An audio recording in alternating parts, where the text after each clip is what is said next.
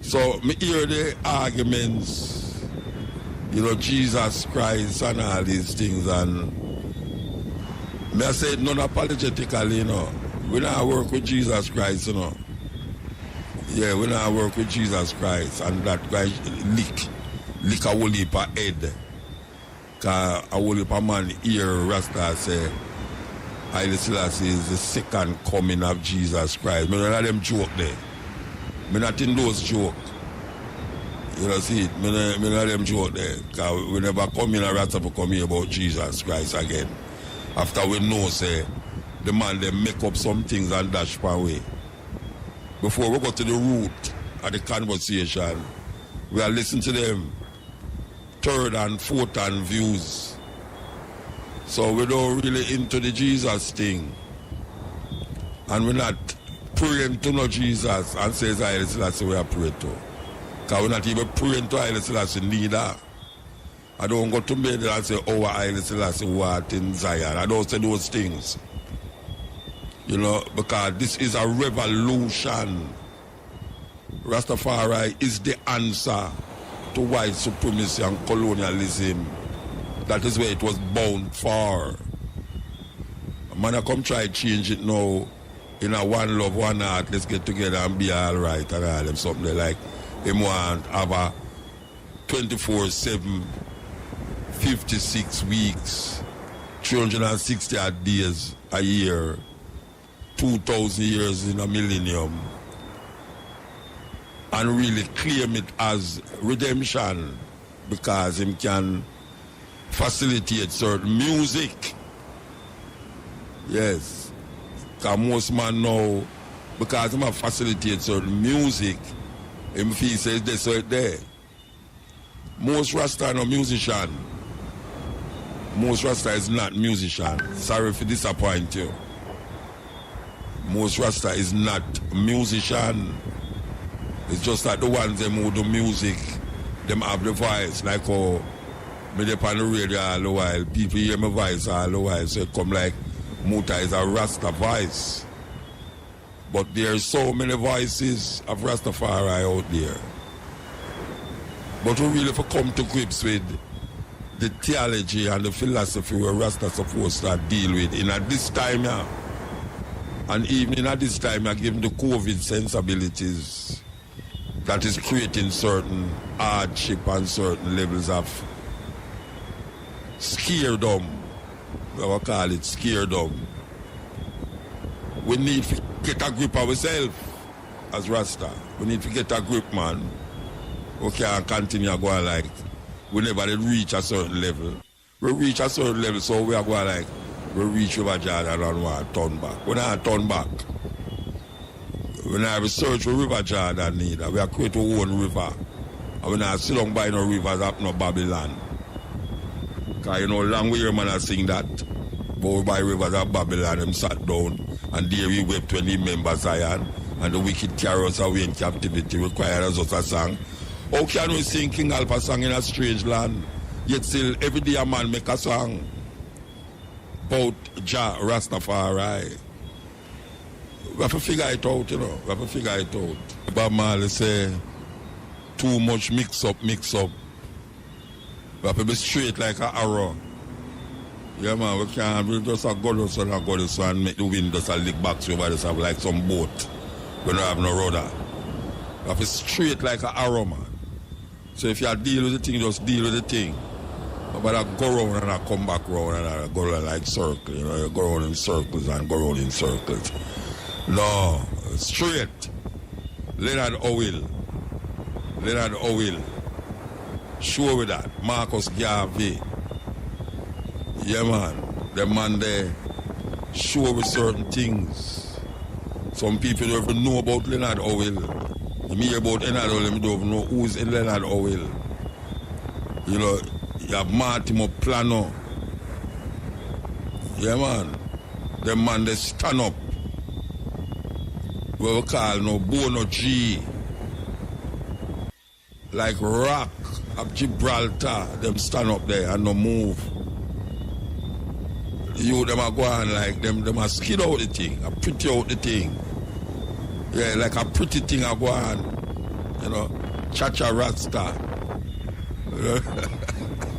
It's weird. It's weird, man.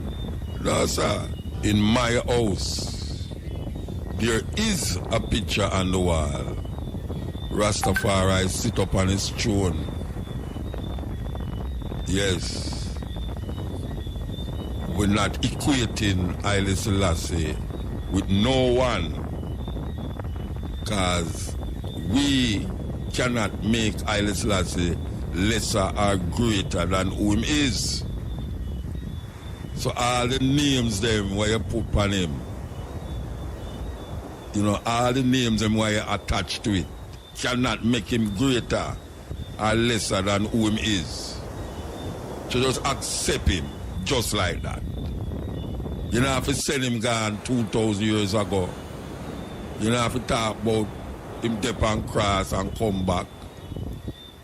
All them little illusions is not necessary in Rastafari. Rastafari is facing the reality of life. Rastafari is showing African people that there is another way to look at life in the Western world. So we go to the root of mankind, which is Ethiopia. We go to the root of man, which is Ethiopia. And we find something that is binding us together to make our life here in this part of the world and this farmer slave plantation island more meaningful and more purposeful to understand ourselves. And we have people who have guided us over the years. Man like Marcus Garvey, who say Africa for Africans, those at home and those abroad, who make us recognize that it's a simple journey, but you have to make up your mind to take the journey. Because one step and you tumble. One step and you can't tumble. Yet still them say 1,000 miles start with that one step. And a whole heap of man tumble, you know. A whole heap of man tumble, but the journey continue even if you tumble and can't bother. It's just so it goes. Uncensored. Hear what I go now. A whole heap of people out there I try and make the people them who are wear masks, them I make it look like say them people they are idiot. One woman write me last week and say me is a conformist. She said we are conformists, but you know. You see this mask thing? You see this what them call separate, like keep far from people. We explain that already now. We talk about it on the stepping razor. We talk about it on this program, yeah. And we still have to talk about it because the COVID not gone, you know. The COVID not gone. Because more people have it now in Jamaica, and more people are dead in Jamaica, and more people are start get scared and frightened. All right. Human being seems as if we still not learn from history. History teach a whole heap of things, you know, that you don't really step forward in the mistakes where you make of whole. No, I don't know if a whole heap of Jamaican people know this, or if them didn't know it, they wouldn't have followed the whole heap of madness where they must sip on them WhatsApp and them Instagram page and Facebook page and all them something. But I want to tell the Jamaican people them this. Mankind have been displaced before. Them passed this road before. You have flu, you have all kind of things will come through. And the same things them where you hear them and say you must do now is that them did say when those flu did pass through. It is not true. I'm never say it non-apologetically.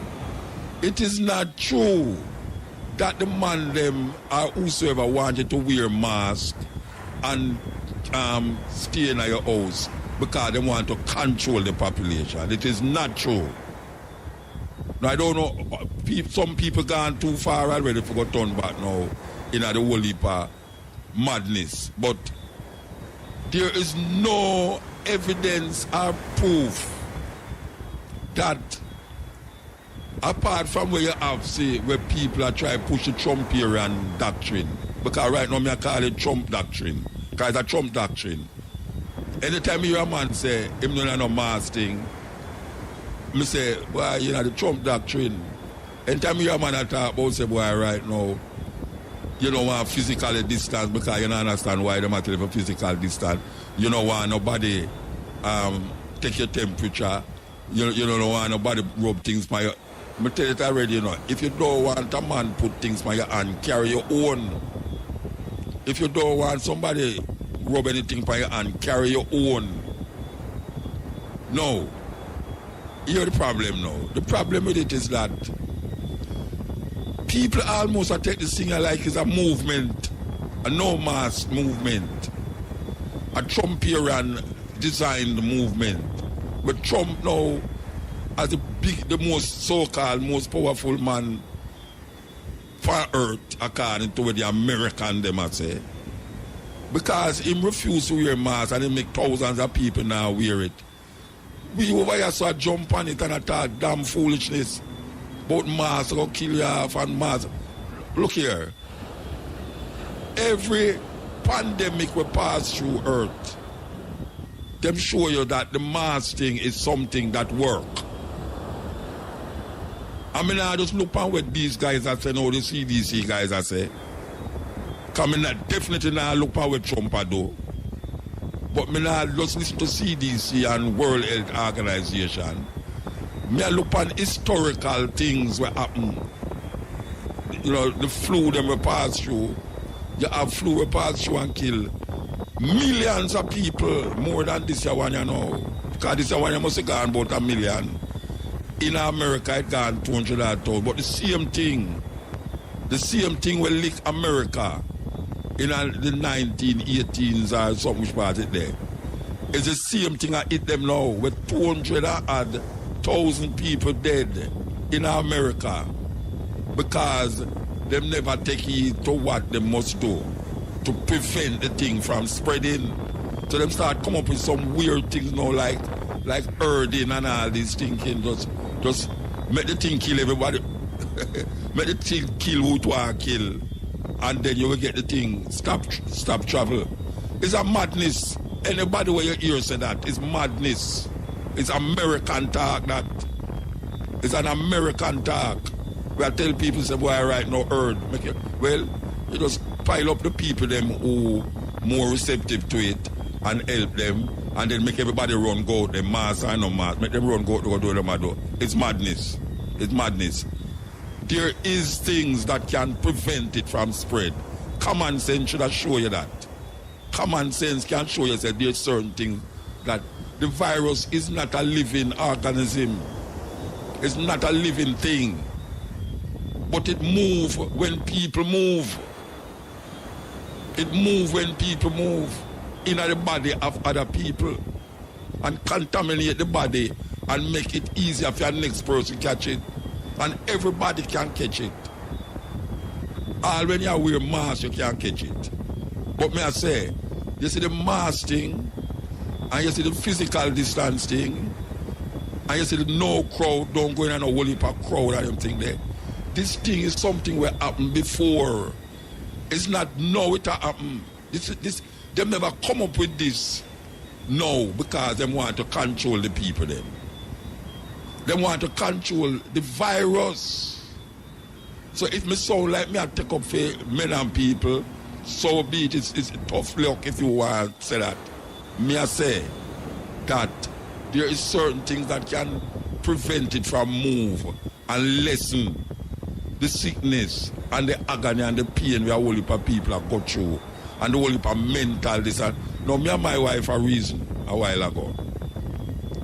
And she said, it not gonna work if them door open the place and the people them, I tell the people them for wear masks.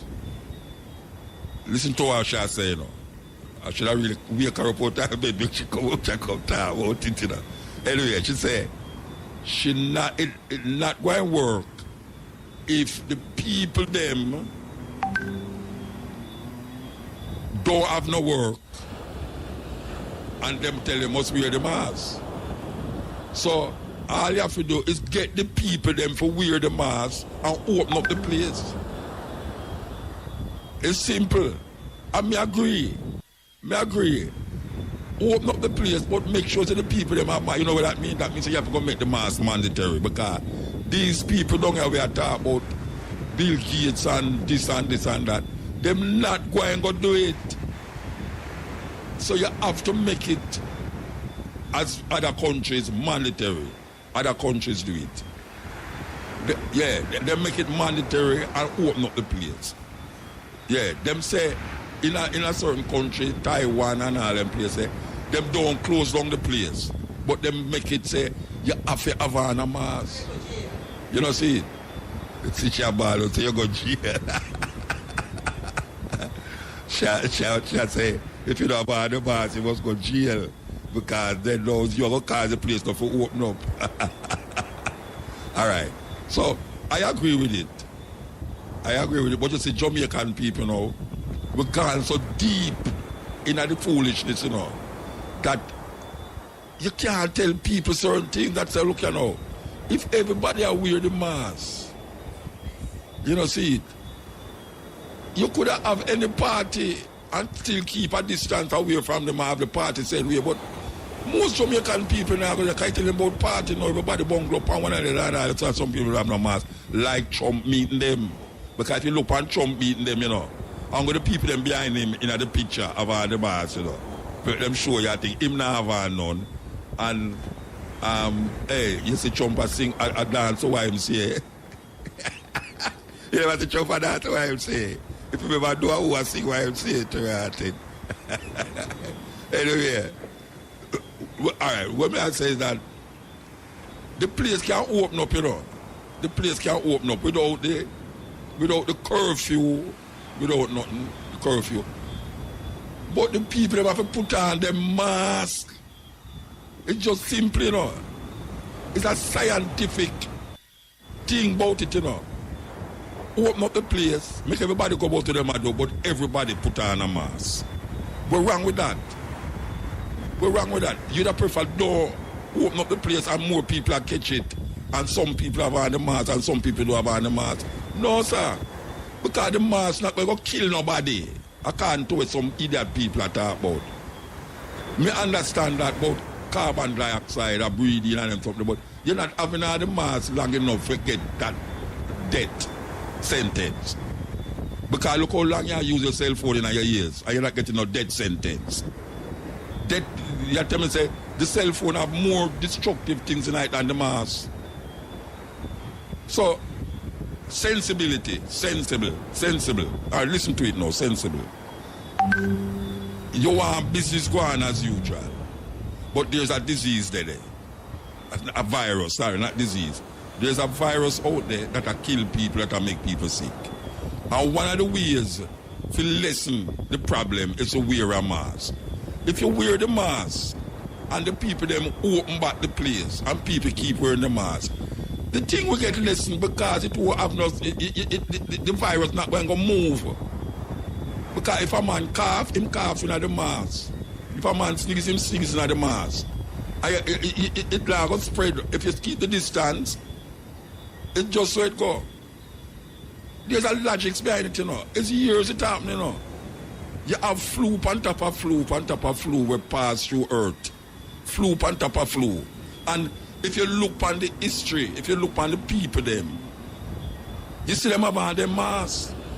As a matter of fact, in California, them did say, they might make masks mandatory. If you don't have no mask, them could arrest you. You know, see, it's just simple. And that are from before me, anybody on the earth never ever born yet. Because them think they're in 1918, 1910. All them way them. We don't know nobody in the earth born 1918. You understand? Nobody in Jamaica never alive. And them days the man them tell you say put on your mask. And every time the people them now adhere to it, the thing go up. Till them have first wave, second wave, third wave, and fourth wave, you know. Put on the mask and go to your work. Put on your mask and go do what you do. It's just simple, you know. Keep the distance from people if in a crowd and them something there. And you go back at your work, you go make money, school open and all them something there. But if you not do that, you go continue to say Babylon want control you, this and that want control you. No go so. No go so. Nobody no want control you, at least not now. Nobody not controlling you now. You know, see, you have scientifically, you look at it scientifically. Some people have said, why them now wear no mask because Jesus will protect them. It's madness. It's total madness. A man now go wear the mask because Jesus will protect him. It's total madness. Oh, somebody get it away there. Anyway, we want to move talk to history. We're going to play a documentary about the Spanish flu. The Spanish flu did lick Earth, especially Europe and America, in 1918, I think, 1918. And them really recover. How the Earth recover. That is really where this documentary talk about. How the Earth recover from the Spanish flu. So, we're going to play the Spanish flu documentary. I want you to listen to it carefully. And if you don't realize it's the same thing I think we are now. This is the Cutting Edge on IRFM. Just over 100 years ago, a deadly pandemic swept across the face of planet Earth, killing anywhere between 20 and 100 million people. Potentially far more than the Great War immediately preceding it. Yet, until recently, this was a forgotten pandemic, downplayed by governments and media outlets all over the world. Known as the Spanish flu, simply because the Republican leadership in Spain at the time continued to report on it when other governments refused. It's only in the last few decades that the sheer scale and historical significance of such an outbreak has been realized, potentially having just as much impact on humanity as the First World War.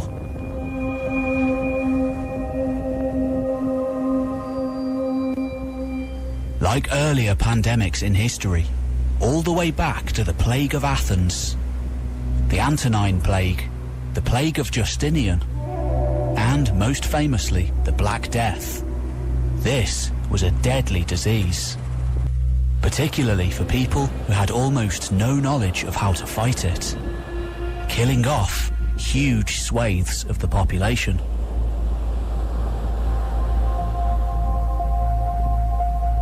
Between 1918 and 1920, somewhere between a half and 2/3 of the world's population were infected, with an indiscriminate death rate of around 5%. Nowhere near that of the Black Death, but enough all the same. In the much more interconnected world of the 20th century, the young affected just as much as the old. On a whole, the majority of people survived, which is precisely why the disease was so deadly, allowing it to spread to every corner of the globe. Yet, after the mass graves were filled, after each one of these deadly plagues in history subsided, the people returned, picked up where they'd left off, recovered. Sometimes finding themselves in much better positions than they'd been in before. After the Black Death in the 14th century, the peasantry in England, fewer in numbers and higher in demand, got a new lease on social mobility. For some historians, paving the way for the emergence of the middle class to come. After the plague in the 17th century, it's been argued that social unrest led to the success of the parliamentary system, the end of absolute power in the hands of a monarch in England. And, of course, after the Spanish flu, we have the Roaring Twenties. Though brief and often overshadowed by the Great Depression of the 1930s and the Second World War which followed, this was a new era of prosperity, of social mobility and change. So then, how did the world bounce back from the Spanish flu? Let's take a look. The influenza pandemic of 1918 to 1919 takes the title of deadliest and most widespread pandemic in history. With census records of the time either difficult to decipher or non-existent, it remains impossible to arrive at a completely accurate figure of the death toll, though experts today think it may have been as high as 100 million. With the absolute lowest figures around the 20 million mark. With an overall world population at the time of less than 2 billion, the implications are staggering. In the United States alone, at least 675,000 Americans lost their lives. Worldwide, well over 500 million people were infected.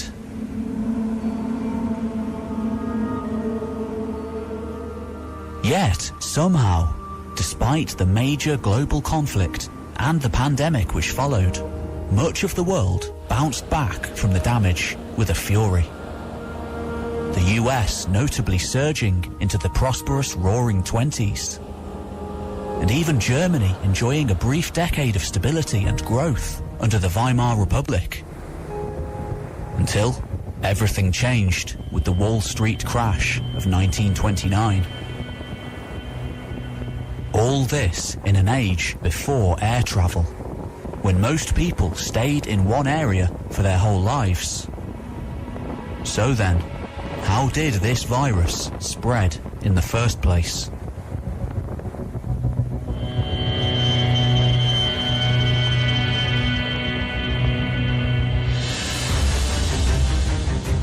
When the H1N1 influenza virus first struck, the US population movement that the first reports of illness began to appear.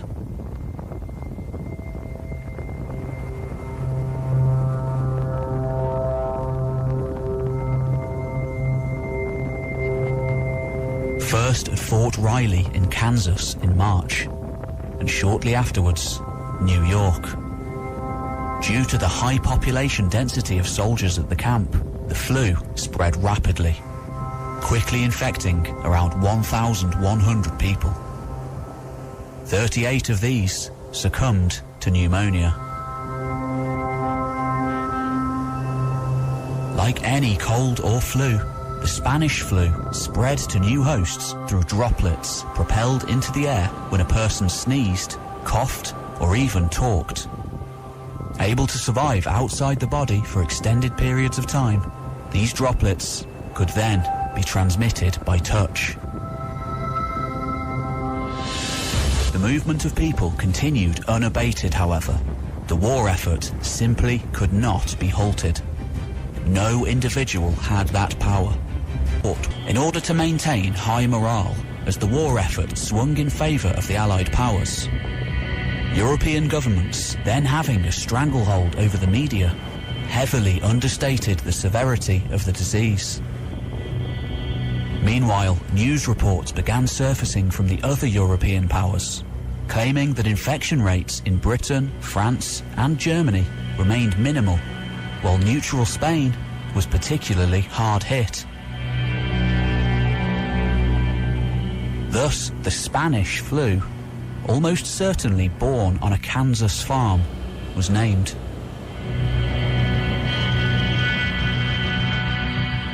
As army recruits travelled from America to Europe, and soldiers on medical leave continued to return home, The disease rapidly spread between the two continents, and before long, further afield. As much as their governments tried to deny it, writing it off as nothing more than an unusually virulent strain of flu, European nations like England, France, Italy and Germany, as well as Spain, were hit badly as the virus took a hold of their populations. At first, though the illness was widespread, most of the deaths were in elderly people and infants. This strain having next to no pneumonic effect on healthy men and women between the ages of 20 and 40. As spring merged into summer, new infections plateaued and dropped off, causing many to believe the worst was over. Whatever loose social distancing rules that had been put in place were cancelled, in anticipation of the disease mostly being eradicated. Since ordinary people didn't have the means nor the education to deal properly with the virus, especially given the war effort, scientists had limited tools and data to work with anyway. Most countries did not respond adequately. During this first wave, the general lack of awareness didn't seem like much of an issue. For the most part, life returned to normal, if it had even been disrupted in the first place. Yet, all this was to change. Whilst America and Europe eased their restrictions, the coming end of the war being celebrated worldwide, the Spanish flu had another trick up its sleeve.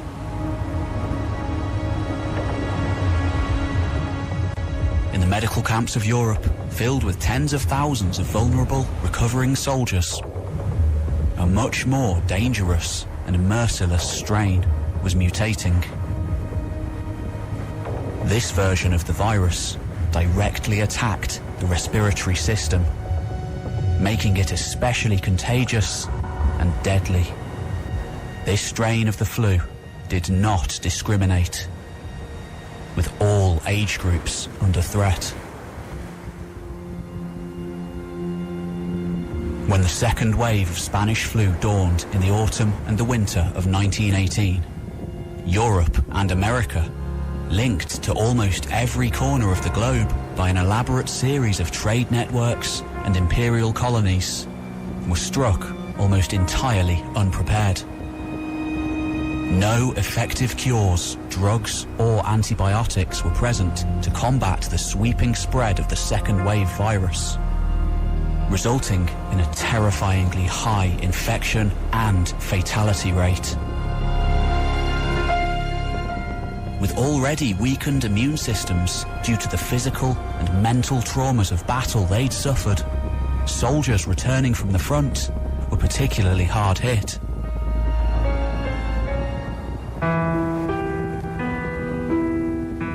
Having endured all the horror of years of brutal trench warfare, often living in terrible conditions, medical professionals watched on helplessly as these men, the greatest generation, succumbed by the thousand, drowning in their own mucus as their lungs filled with fluid. Failing to implement any sort of nationwide lockdown or strategy to combat the spread, it didn't take long for this new, deadlier version of Spanish flu to take hold. Tens of thousands of deaths soon became hundreds of thousands, and finally, millions. For lack of a better option, for the most part, the Spanish flu was simply left to run its course. A vaccine wouldn't be developed until the 1940s.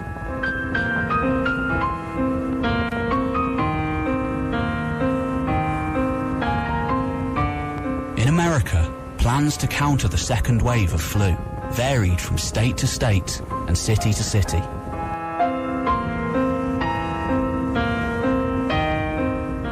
In Philadelphia, the public health director told civilians that the returning soldiers were simply suffering from flu caught on the front, and that the infection would soon be contained.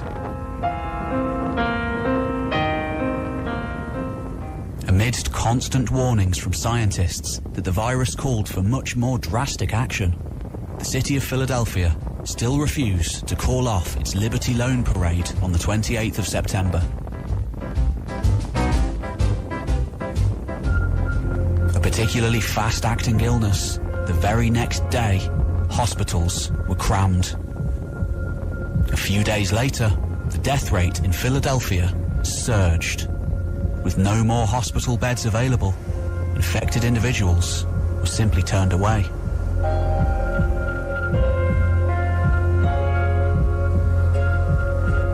Faced with an overwhelming number of cases, Philadelphia was finally forced to close its schools, theatres and public spaces. But not before it suffered more than 750 deaths per 100,000 people, and many more infections. In comparison, St. Louis had capped this rate at about 350 deaths per 100,000.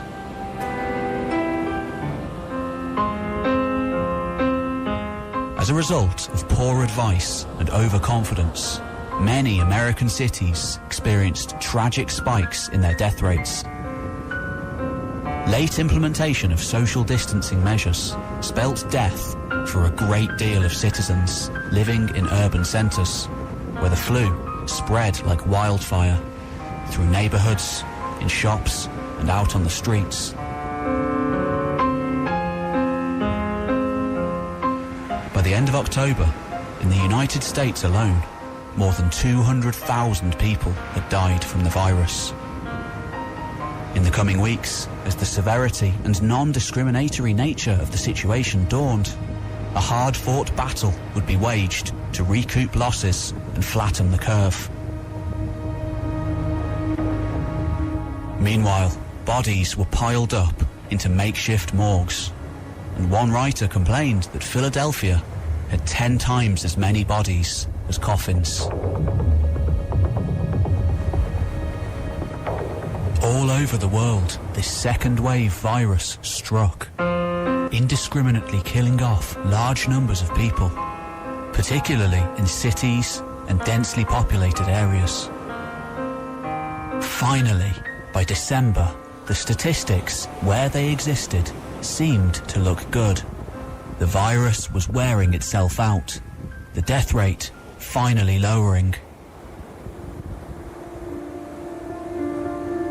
In the US and Europe, cities began to loosen their lockdown restrictions, and most assumed the pandemic to be finally ending. Yet, just like before, this would be a fatal mistake. By January, a third wave of Spanish flu came thundering in full force.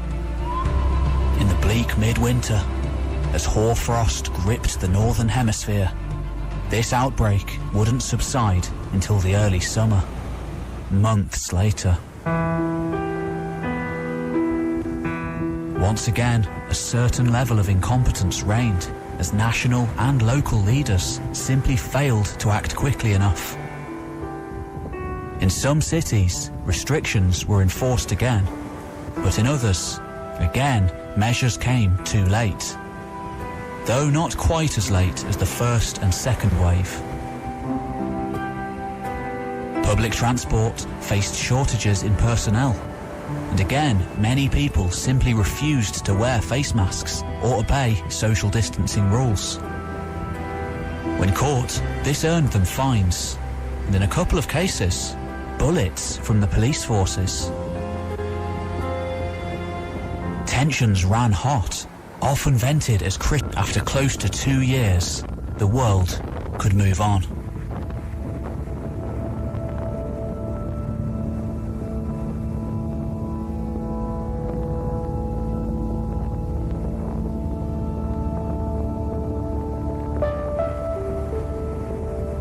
In the immediate aftermath of the Spanish flu, many parts of the world, including the US and Europe, faced economic recession.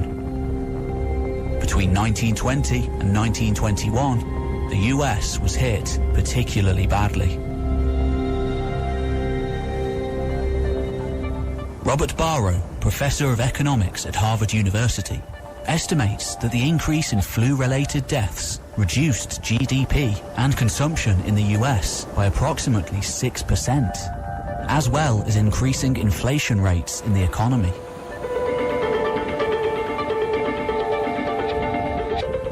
The world had been tested by war, disease, and poverty. But by 1921, finally, things seemed to be on the up. In the US in particular, partly due to increased wages for workers and a growing focus on consumer manufacturing, the economy boomed. By 1929, growing by around 42%. For the survivors, life became healthier too, with life expectancy steadily growing and an increased investment in science and medicine, leading to newfound understanding of how viruses spread and how better to contain them in the future. Unsurprisingly, soap and pharmaceutical companies made a killing from the pandemic, selling their products with the help of newspaper adverts. This too helped the US economy to get going again after the flu subsided. Larger research budgets for infectious disease laboratories and consumer spending on medicine and health products helped organizations and small businesses grow after the end of the pandemic, resulting in economic benefits and a greater interest in developing technology, which eventually spilled over into the public sphere, creating consumer electronics, a new market which would revolutionize the world.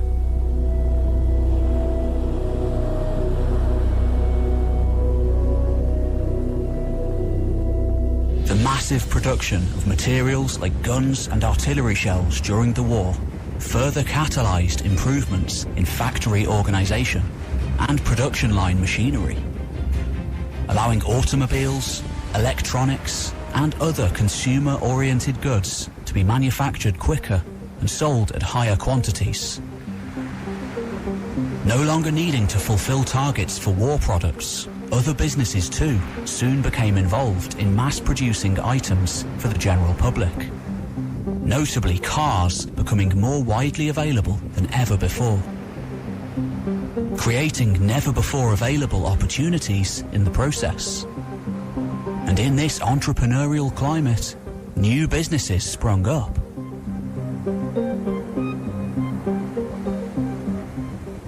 In its mid to late stages, the Spanish flu killed off millions of healthy young men and women. This, on top of the deaths from the war, resulted, in the US at least, in a shortage of workers. Those who'd lost their jobs at small or unessential businesses that had been shut down during the pandemic found new work at factories and assembly lines, where the demand for workers skyrocketed and the qualifications required were minimal. For the most part, those who wanted work could find it. And sometimes, as the power of unions grew, they could demand more for their services than ever before, increasing social mobility and eventually leading to the establishment of the American middle class. A shortage of labour due to the pandemic, in due course, gave rise to escalated workers' wages, meaning that as the Roaring Twenties dawned, for the first time, many US citizens could spend a portion of their paycheck on astounding new consumer devices like vacuum cleaners, cars, and refrigerators. Cutting-edge appliances for the 1920s.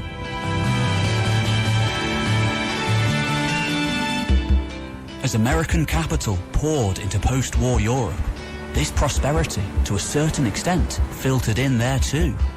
Even Germany enjoying a brief period of economic boom and social freedom.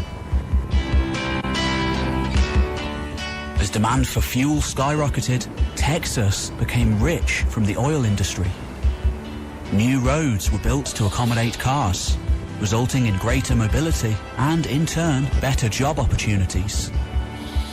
Consumer spending steadily surged upwards.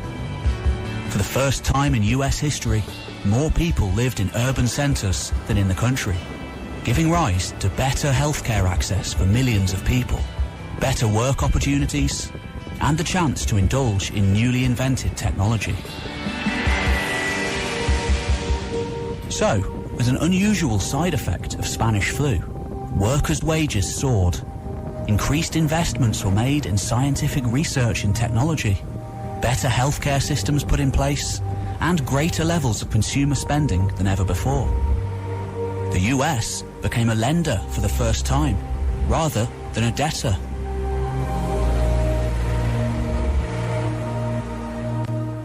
But perhaps, most of all, the influenza pandemic of 1918 to 1920 gave people a change in perspective towards their own lives, encouraging them to go out and enjoy themselves while they could.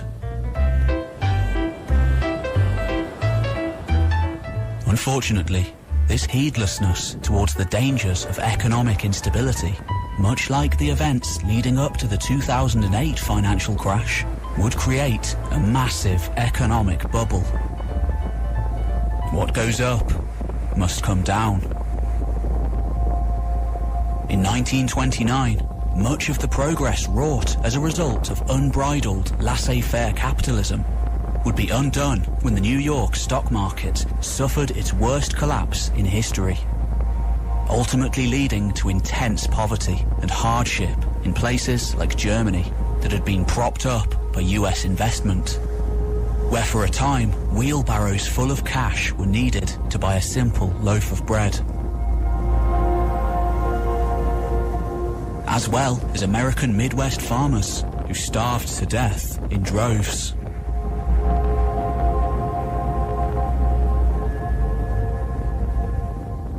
By the 1930s, partly as a result of this economic depression, fascism was on the rise, and another intensely difficult era began.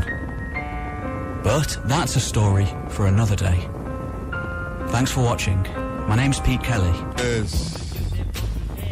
So we play that documentary for a special reason. What is the reason?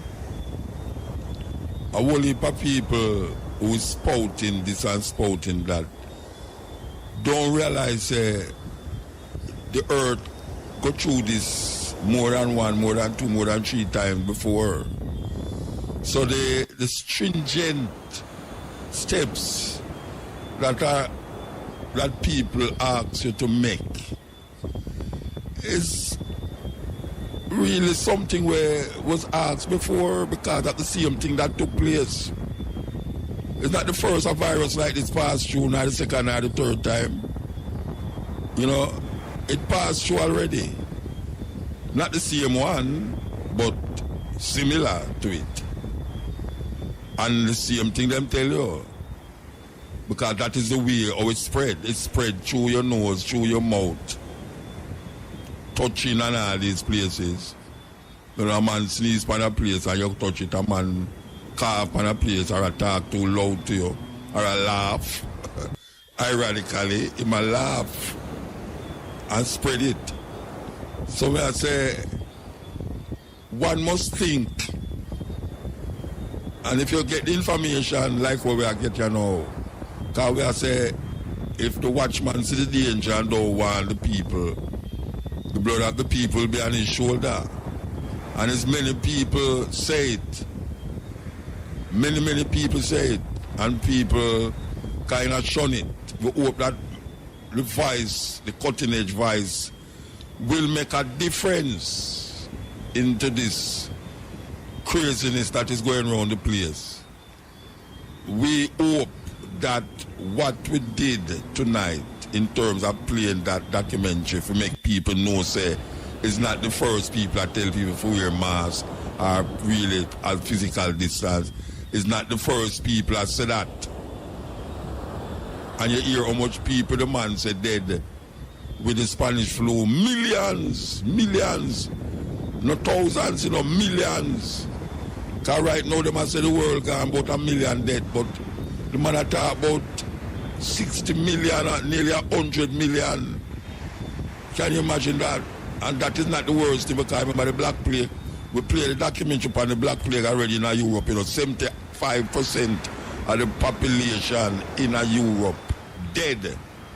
75%. Them call it the Black Plague. Dead. You understand? So we have to take a stock and don't make people make you get scared of that ways, because you know, in all of that, America come back round, Europe come back round. 100 years ago, 100 years after, America is so-called the richest country on earth. America is the most stupidest country on earth. And it's just America that. And everybody want to go to America, land of opportunity and bliss. Europe, all these places. You them say nothing about Africa up to now, but Africa get it on.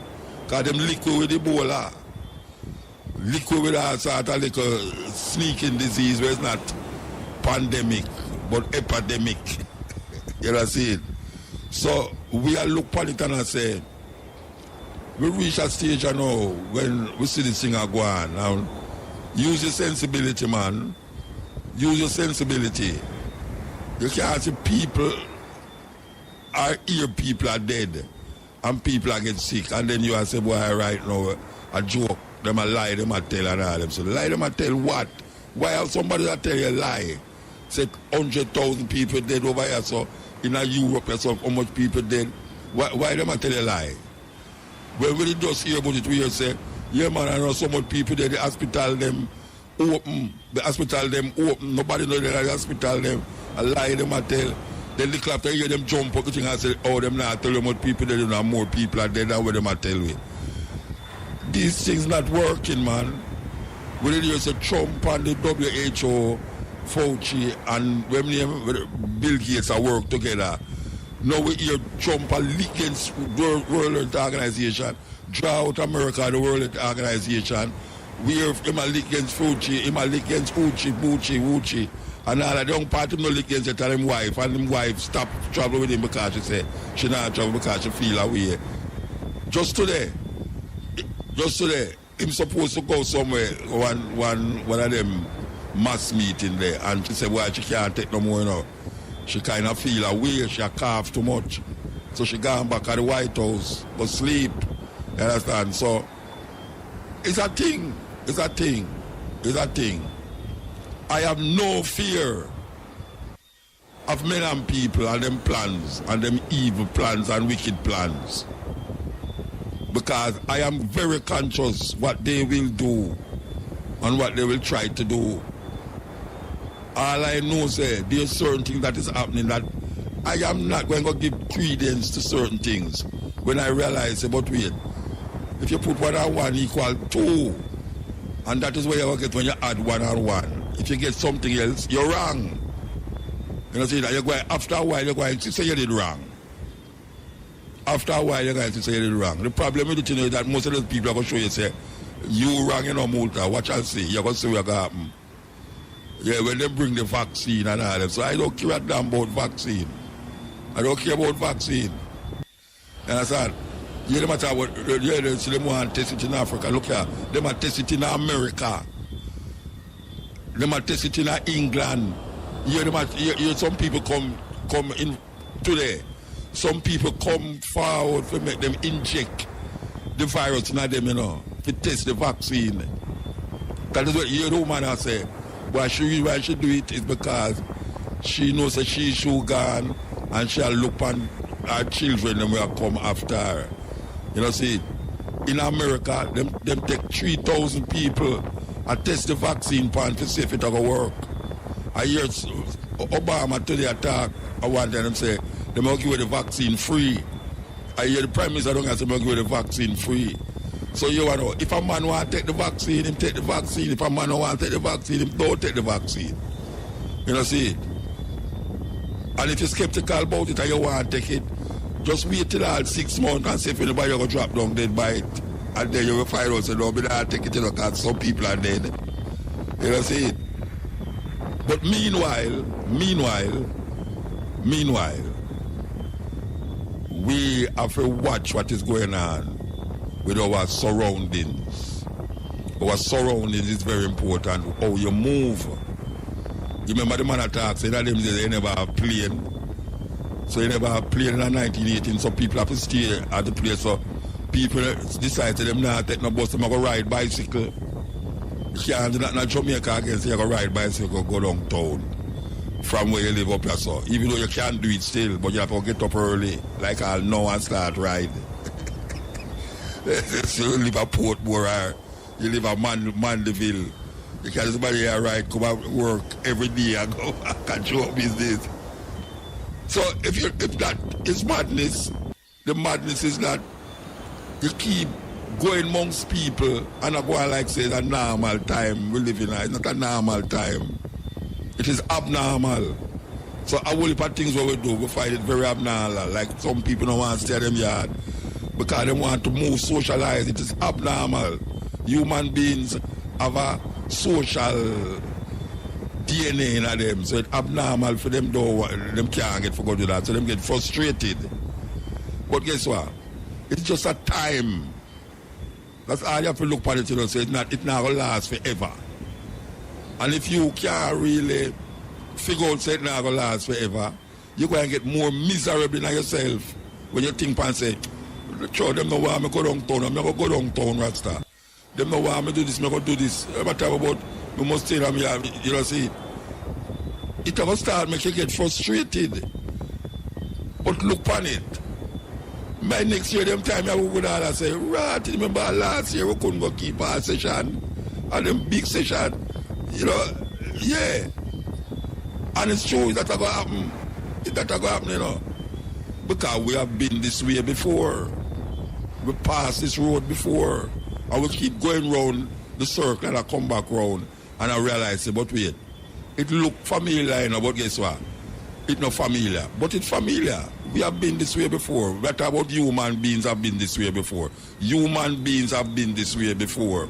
So there is no need to have a dreary contaminate yourself with all sorts of vain imaginations.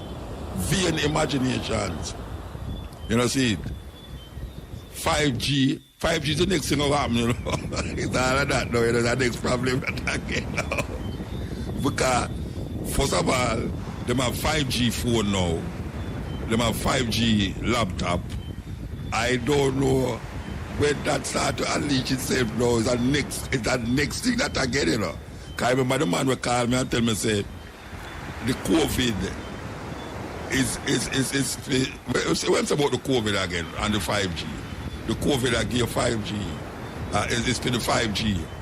The 5G I give you COVID. Well, it come and say something different about it, you know. They bring the COVID first and then the 5G after. But that is the next thing too. Because earlier in the year, Mr. Man attack in England, say MC bird that drop out of the sky. And when you look, it's a whole heap of bird that drop. And then him say the 5G cause it. They man, they have some technical way to do them camera, I think, to make you really believe it. They have all two old man, well, doctor, you know, look like doctor, professor, this and all, this, that, from this, that. I tell you, say, look here, all of this thing is a hoax. There's no such thing as COVID, and it's a hoax, and this and that. A joke business. I could have said them things I go on earth and I've said about nothing exists. I must just go and do what I do normally. No, sir.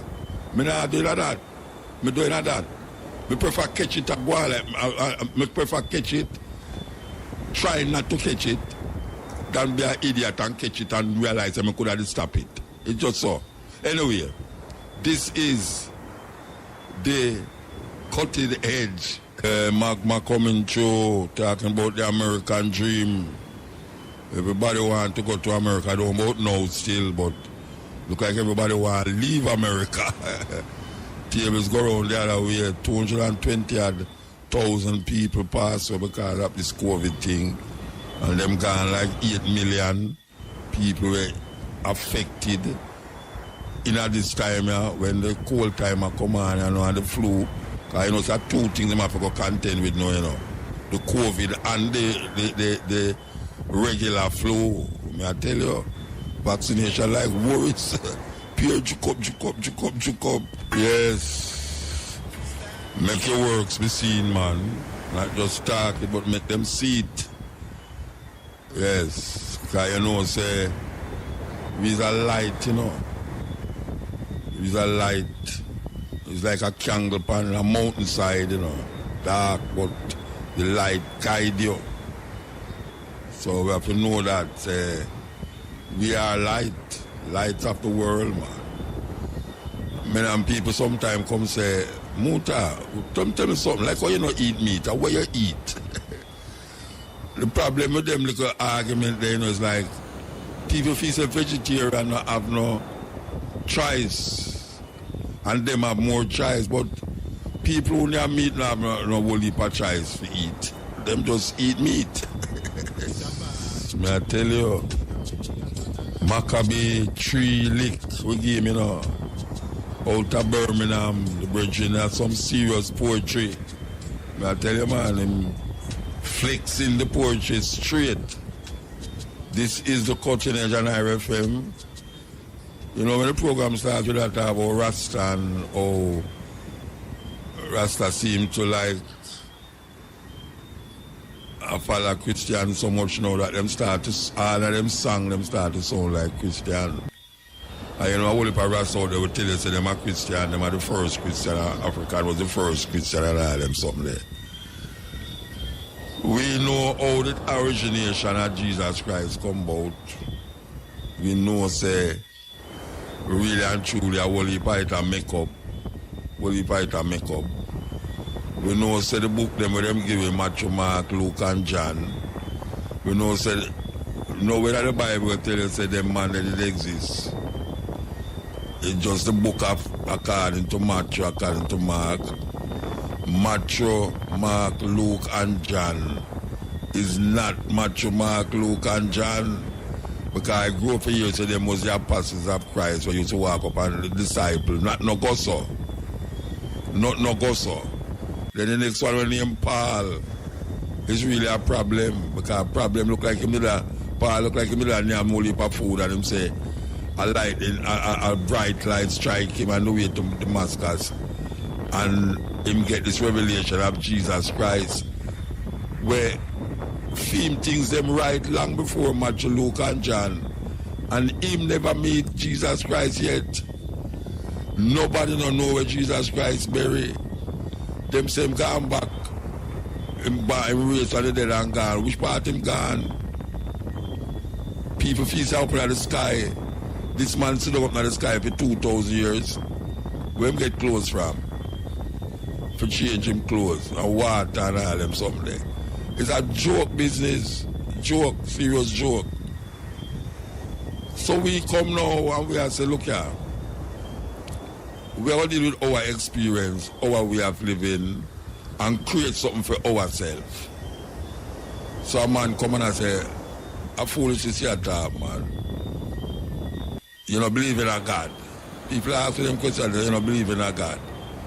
And when you ask him, say, when you say God, what you mean?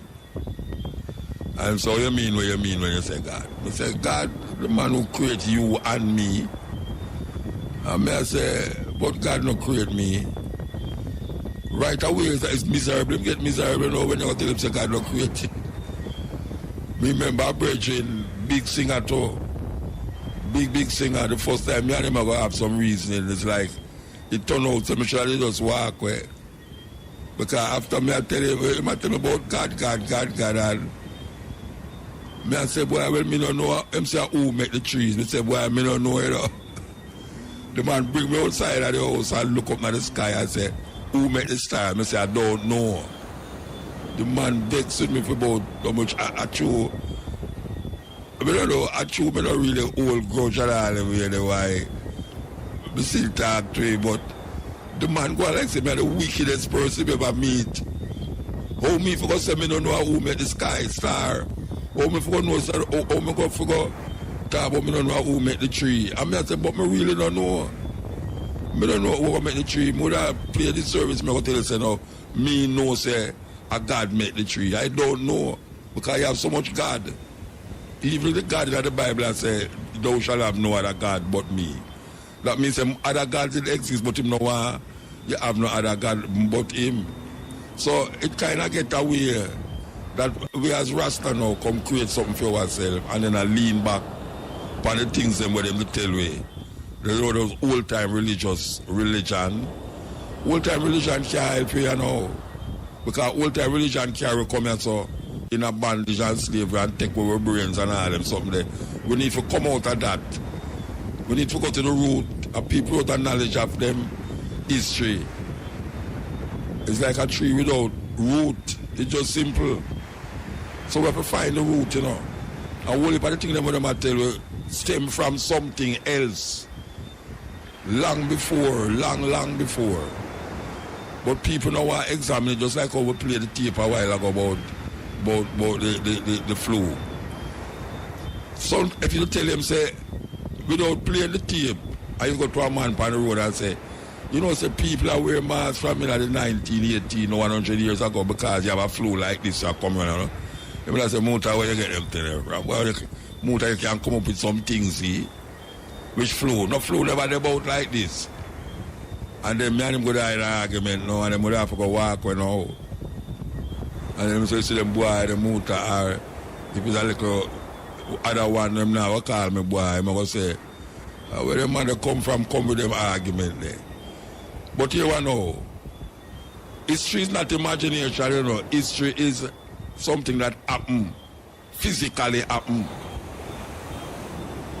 History physically happened, it's not belief. Your belief that it's happening in the past is where you believe. It not have nothing to do with the reality of the situation. You know, man believes say a man did dead and come up out of grave and come up back. I wish I asked him which part him them say him gone up in the sky to come again. In this 21st century, who must believe them something there? You know, long him supposed to come and him not come. Look how much things black people are going through. The pressure where black people are going through. And him not say black people are come through all of them something if you come stand up in night and say no, this can't continue for another how much 300, 400 years. Then some people get off with it.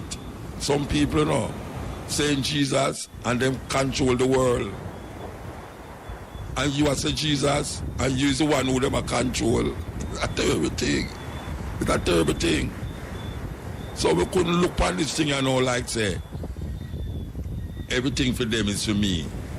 So just like how them use it, me go use it too. No, sir. We create my own thing. We create our own thing. Nobody can tell you say you're wrong.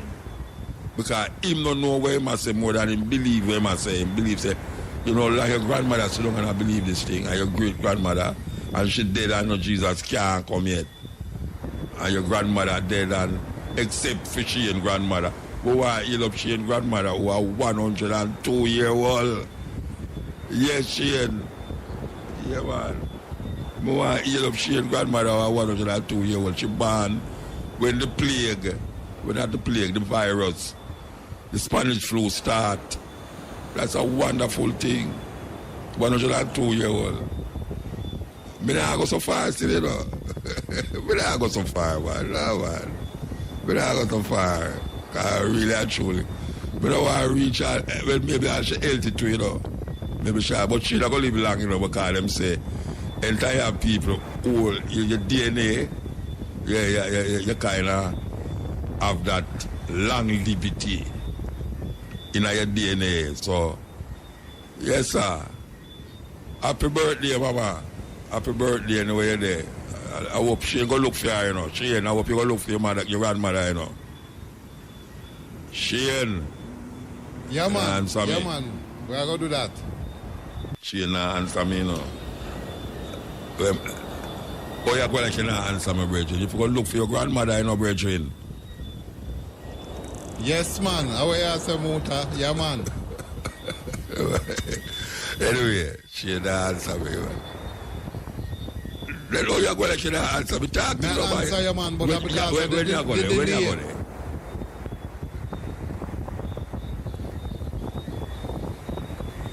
Oh, the delay, yeah, true. I forgot about the delay, no. Sorry about that. That delayed long, man. No, man, 102 is something else, man. 102. Enough time that 100 years ago, when plane never did fly. Yeah, man, up in a Mount Moriah, you live in that age when plane never did fly. 100 years from now, you're going to hear people say,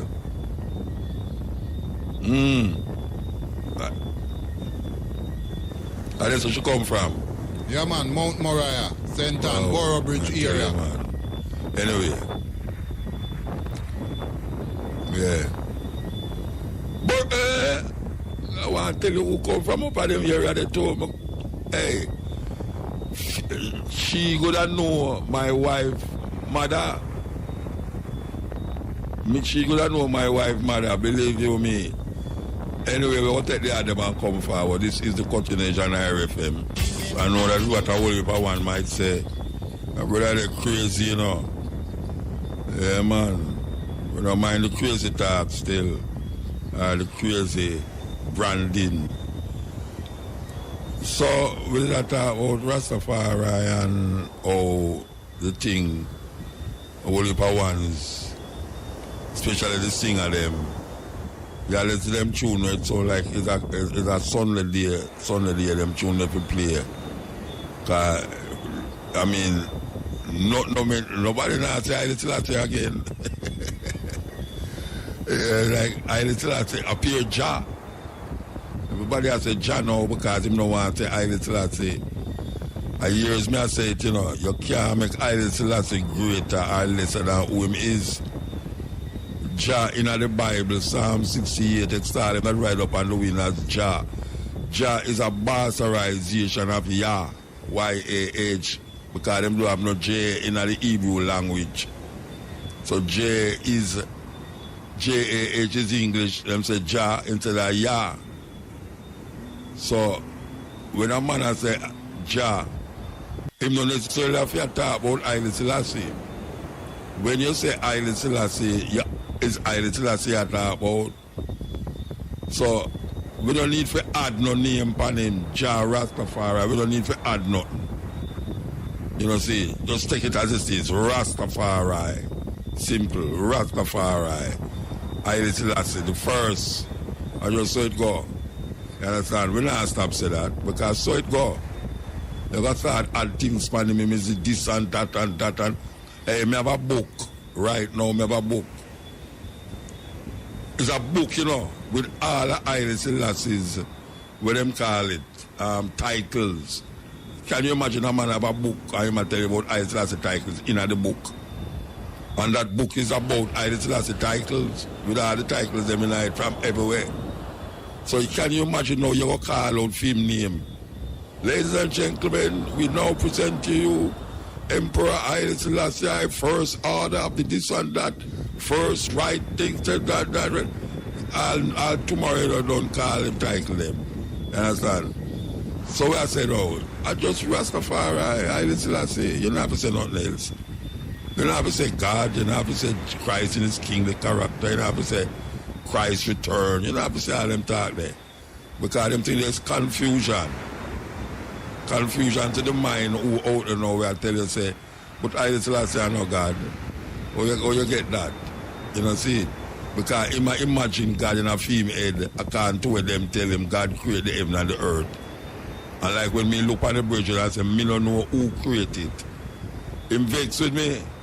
Because me don't know, but him know. Him knows your God. You understand? What is God? You can't say what is God to certain people. You have to say who is God. And that is the problem with it. You can't look on a man and say, why it created the heaven and the earth. And you must say, you can't call God it. Then all you know is it's right for call God God. Confusion. Confusion. It's really a confusion. It's a confusion, right? God. What is God? What is God? That is the question, you know. What is God, not who is God? Because make God into a person, so you try to make him become like human, anthropomorphic. Them call it anthropomorphism, where you give God all the attributes of a human being. So if it's who is God, and you say he is a human being you talk about, but most people, when them say God is not a human being they talk about, it's a it. But it sounds disgusting if you say it when you deal with God. But it's better you say it than say he. It's better you say it than say she. Some people are married half God. Some people married half God, Say, if you have a God, you must have a goddess. So in God at another level, All right, Haile Selassie is a man. And him have a wife who's a woman. It's simple. Simple things, Simple things. You don't have to get in a whole heap of this and this and that. It's just that you have to validate your perception and concept based upon a European logics. It's just so. Yes. The man say, let's all spread the love. Yeah, man, we have to spread the love. Because, say, we want some more of that amongst each other. We want some more of that amongst each other. With people that left church and I find God, Yeah, because, say, where them look for nothing at the church. 4 walls and sometimes 2-3 windows. Now go work out. So I say you have to go inside of yourself. You have to born again. Yeah, man, you have to born again, man. You have to throw away that and come again. And if you don't come again, say, you're just stuck. And the thing is it's a process of evolution too. Yeah, you have to evolve.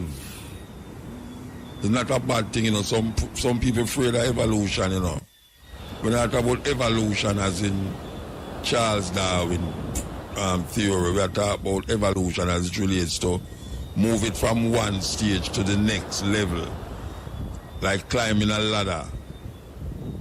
You're moving from one stage to the next level. So really and truly, that is what we're supposed to do. We can't stop. Some people stop. For years, them stuck. And can't move and can't get no further. Whether in life or in mind and thought, them can't move further. So we are promote evolution. The consciousness, the process by which you move from one stage to the next level. So you start to see things different from the level where you was. It's not a turn back, Turn back is when you go down the ladder. You understand? Going up is when you climb the ladder. And we are talking about climbing the ladder of life, climbing the ladder of existence and of truth. And truth is relative. Truth is relative. Yes, because something might be true here, and say it's not true over there, so we're not knock truth. Long man. We look out at the people, them is as blind as Batman. And we can't say that again. But you see, when one-eyed man lead you and you're blind, it's a terrible thing. In the kingdom of the blind, the one-eyed man is king. And it really get away. Because when we listen and hear people say that them is covered in the blood of the Lamb so them can't catch COVID. Yet still, there's so much churches that the congregation have gotten COVID over the past 4 or 5 months. And people still insist to say that. Say, you who are doing this and I do that, it's because you don't have no faith. Because you don't have no faith. Believe you be. I want to ask a man, He's a man in the Bible named Lazarus. And them say, Lazarus, the dead, And him in the tomb a stink. And Jesus go there and say, Lazarus, come forth. And Lazarus get up out of the tomb and become a living. That's what I'm going to talk about, say. Jesus Christ raised from the dead. All right? So, Lazarus raised from the dead. Now, the question is, where is Lazarus today? Did he die again? I don't know, I'm going to go there 2 times, but I want to know where's Lazarus. Did Lazarus dead again? Because we still waiting for Jesus to come. But Lazarus did raise from the dead and come back. Him dead and raised from the dead and come back with the aid of an next man. But we want to know where him there. Where him there. What is the purpose of raising a dead man from the grave and then know him dead again? What was the purpose of it? For sure, after you have a hope there, you can't do voodoo and something there. Magic and all these things. It's just a, tell me which part him there. Tell me where him there. Some I recommend say those of you interested should get interested in reading some books that do have nothing to do with what you believe. Yeah, read some books where do have nothing. As a matter of fact, read some where contradict what you believe too. Yeah, read some book where contradict what you believe, but read some book. Go up online and look for things where you know say you don't agree with, but read it still and look on it. Because it's very important that you do these things. Yeah, the first sign of investigation is doubt, you know. Doubt make you want to go find out things and search things. So we have to tell the people them that as part of the process, as part of the whole thing. Because trust me, things not the same. Remember when your granny used to sit on veranda?